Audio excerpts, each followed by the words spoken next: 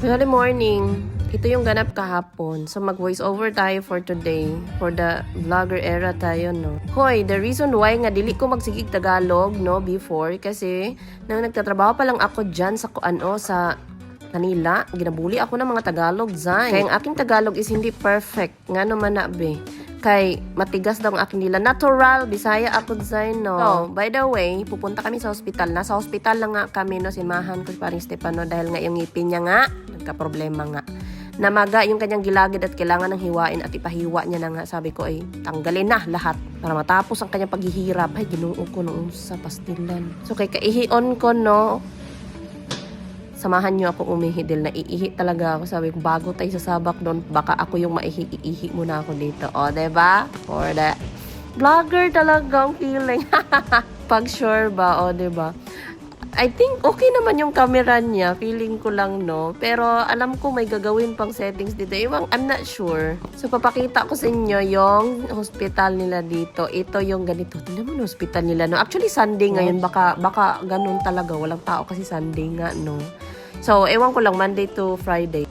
So, guys, makikita nyo walang tao, walang pila sa hospital nila dito. O, diba?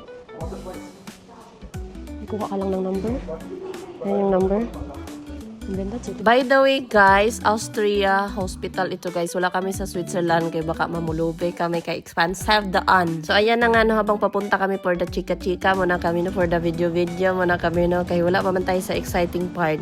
So, iwan ko talaga, ayaw niya mag-elevator. Pinaakyat talaga ako ng hagdanan. Ay, nako, pastilan, ginoo ko. So, gahulat mi di rin, no, and then, a minute, adto na mi dito sa kwarto, istorya na siya, no. So, ako naman dyan, feeling vlogger talaga, na vlogger na talaga ako, Zay. Iba na talaga to, Zay. And then, after that, tapos na. O, diba, uwi na kami. Dala-dala niya na yung reseta at saka yung kanyang paper para next week, babalik siya. Pera. The cut open. Get all the shit out. With the liquid, clean it out. And then put the... O, diba? For the explain pa din siya kahit masakit at nanginginig yung kamay niya, no? Galing kasi walang bayad yung opera. It's free na din, no? So, yung, reseta. Kahit linggon, may nag-oopera. Wala nga masyadong tao dito ngayon. Talagang tatawagan talaga yung doktor galing sa bahay. Diretso agad dito. Ang galing, no? Talagang may on-call doktor na nakatira dito lang, di malapit sa hospital. So, pag sure ba, marakag ampo di bidang. So, ayan na nga, uwi na nga kami, no? Dahil ang aming mga junakis doon. Ano na kayang ganap doon, no? Dahil hindi ko mabuksan ang aming camera, CCTV sa bahay. Sinara, in-unplug ni Lucas. Yeah. Diyan, guys. So, ang hospital dito. So, ang naoperahan, uuwi na kami. Kaya ang aming mga anak-kers doon. Let's go.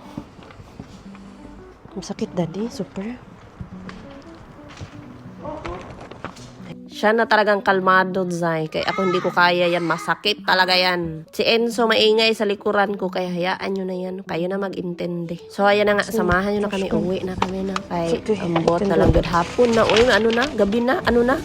Maoras na to, mga alas 6 na to, no? Pero tingnan nyo naman yung liwanag, no? Medyo lumalaban pa rin ang liwanag dito. So, by the way, Zayn, no? Ang gamit ko ng camera dito is yung DJI ko na, no? Nakapahinga ng aking cellphone. Ginoo ko tabang kay puno na kitong video. Guys, ano sa tingin nyo? Mukha na ba akong vlogger? No, uy, atay naman yung ipastilan. So, nangahiwi ng dagwen, Stefano, no? Kay mo, nagyod na. Magunay unod yung baba, gibutang tambal diha. So, okay na to.